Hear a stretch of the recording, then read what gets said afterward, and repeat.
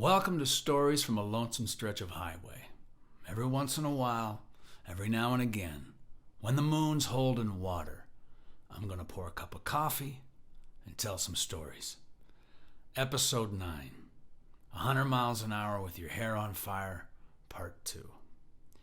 If we had to pick one month that was crazier than all the other months of all my time on the road, it wouldn't even be a thought beyond December 1997. That was the month where anything that could happen did happen. I mean, you name it. We rescued, Evo and I rescued a runaway up in Peace River. Our bus was stolen with us sleeping in the back of it down in Lethbridge. We flew to Amsterdam for a tour of Holland, Belgium, and Germany. I spent the night in the Hooskow. We flew back to Canada, missed our connector flight. Just crazy stuff. Finally got back to Edmonton on the 23rd of December. Played Boxing Day at the Sidetrack Cafe. And then the next morning, the next afternoon actually, we started making our drive, our way across the country for a New Year's Eve show with Great Big C at Niagara Falls. It was the big CTV New Year's Eve extravaganza that they have every year right there at Niagara Falls. And in 1997, we were one of the bands, and we were pumped. But this is just one of those things. You can't really plan anything on the road because anything that can happen will happen. I think Murphy's Law, they call it. I think Murphy might have been a tour manager, or he may have spent the bulk of his time touring with a rock and roll band. That's probably where he came up with that theory.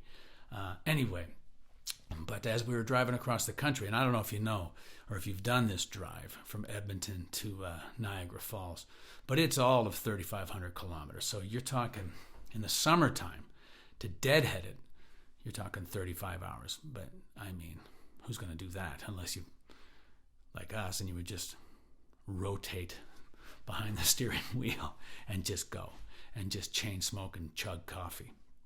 So we left on the 27th, in the afternoon of the 27th.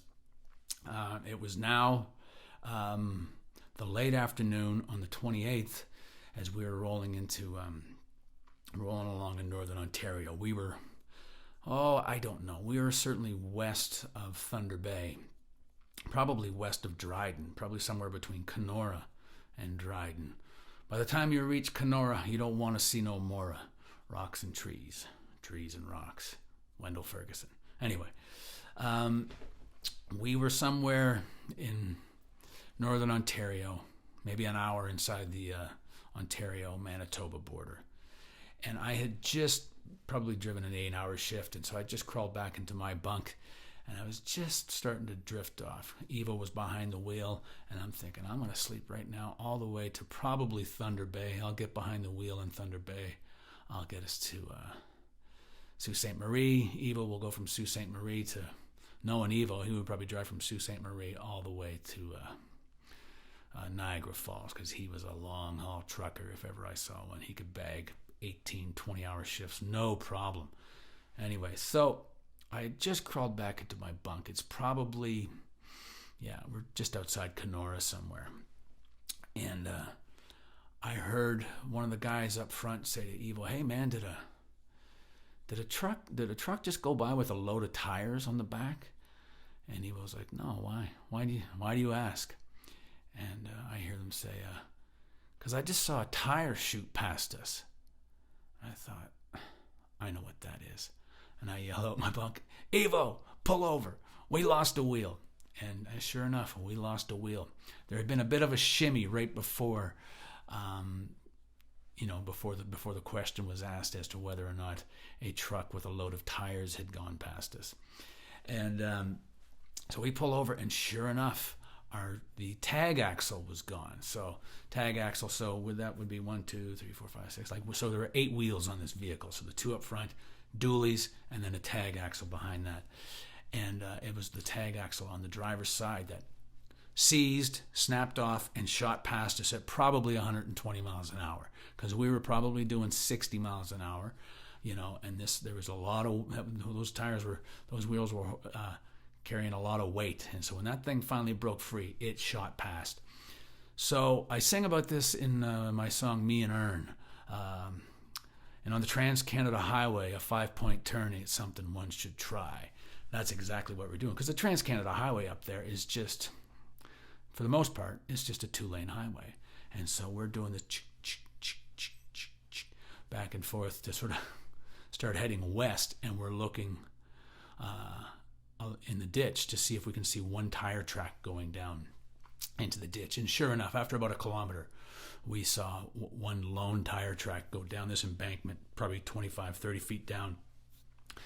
And so we pulled over, and Evo and Dave and I ran down and somehow managed to roll this wheel back up, because it wasn't just a tire. It was the rim. It was the thing probably weighed 300 pounds. And we rolled this thing back up this embankment, across the road, and we had no room in the back of the bus because it was just loaded down with gear.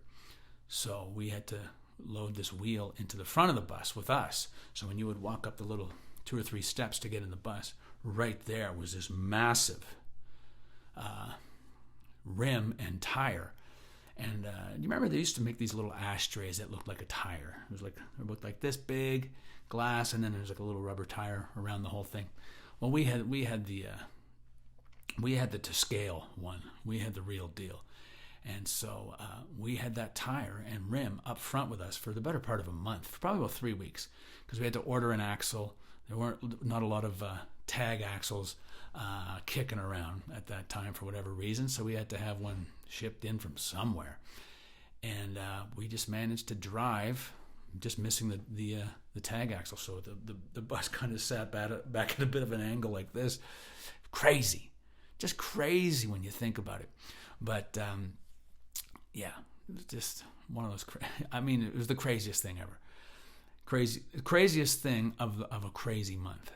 And I remember I was behind the wheel again, and now we were driving into Thunder Bay, and it was about 9 o'clock at night, and we're driving along, and as luck would have it, we got pulled over by the cops. I'm like, I know what's going on here. He saw this. We're missing a wheel. He's going to impound the vehicle because it's not safe to drive. We're going to miss.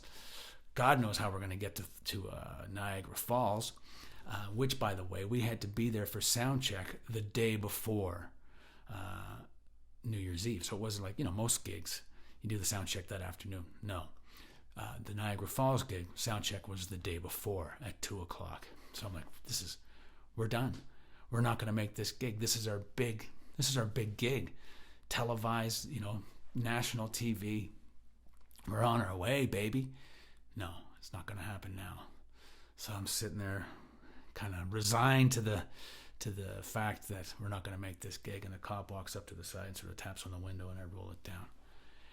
And he's like, "Where are you going tonight, boys?" I said, "Well, we're on our way to Niagara Falls. We're playing at Niagara Falls for New Year's Eve." He goes, "Oh, well, just wanted to let you know that you're missing a taillight back there." I'm like, "Oh, taillight? Yeah. Well, we'll be sure to get we're gassing up over here just on the other side of town. We'll make sure that we put a fresh taillight in there for you. Sorry about that. Thanks for letting us know." "Yeah, no problem. Drive safe there. You guys got a long drive here. So drive safe. Thank you very much, sir." And he walks back to the car, and I'm thinking, how did he not see that we were missing a wheel? I'm not going to go back and ask him. That much I knew. So we rolled through the night again. And Evo probably got behind the wheel not long after that, and drove us all the way to, I think Sudbury. And crazy, just yeah. So I got behind the wheel in Sudbury, so we still probably had 7 or 8 hours of driving. And now it's the day of the sound check, and it is like around 6 in the morning. And I get behind the wheel, and I remember Evo saying, "I'm going to set my alarm for 2 o'clock so I can call the promoters to let them know that we're going to be late for sound check." And so I'm just going to let them know just how far out we are. I said, okay, great. So for 2 o'clock, he's setting his alarm for 2. We have to be there for 2. Okay, that's good. So I get behind the wheel. We pull in to the venue, backstage in Niagara Falls at 2 o'clock sharp.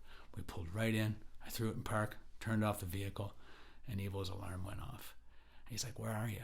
Where are we? I see he stuck his head out of his bunk. He said, where are we? I said, we're backstage, man. Because unbelievable the timing. I mean, we couldn't have timed it better. Had we not lost a wheel, God knows when we would have gotten there. Anyway, but the gig was great.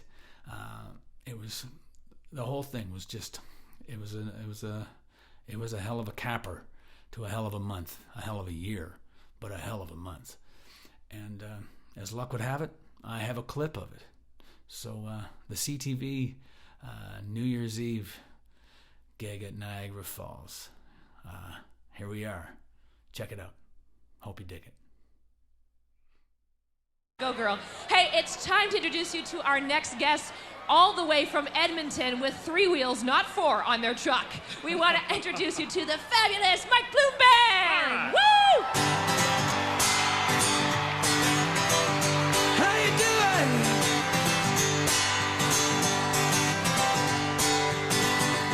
If a woman loves you, yes she do. And I ain't no telling what she might do. She could break your heart, but in a glance, yeah. She gonna tear you apart if given the chance.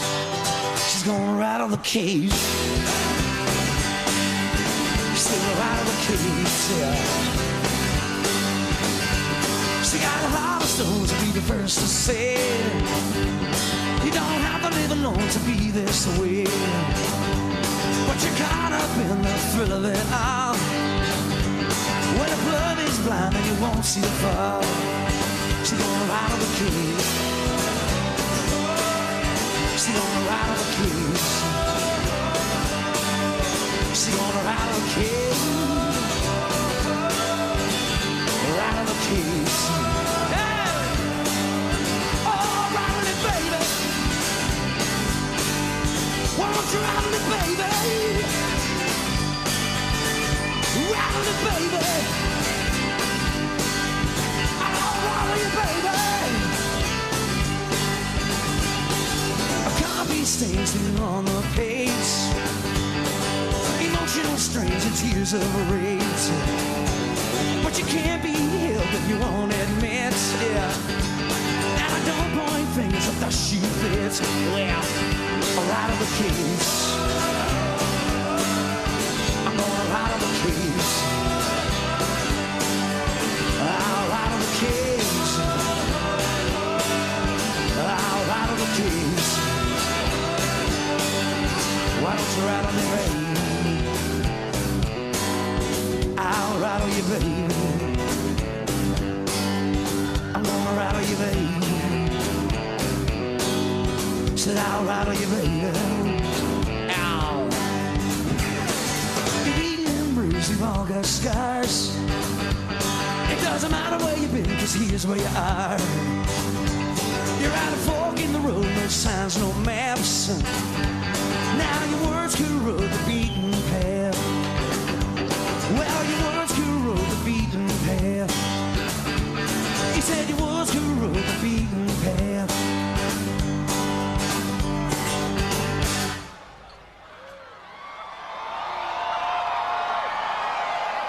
I'm gonna rattle the keys. Well, I'll rattle the keys. I'll rattle the keys. I'll rattle the keys. Well, I'll rattle the keys.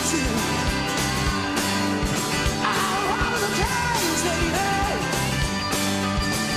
I'll rattle the keys. I'll rattle the keys, yeah.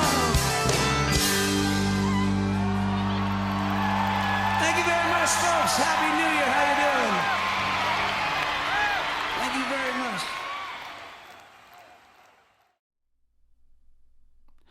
Well, there you have it.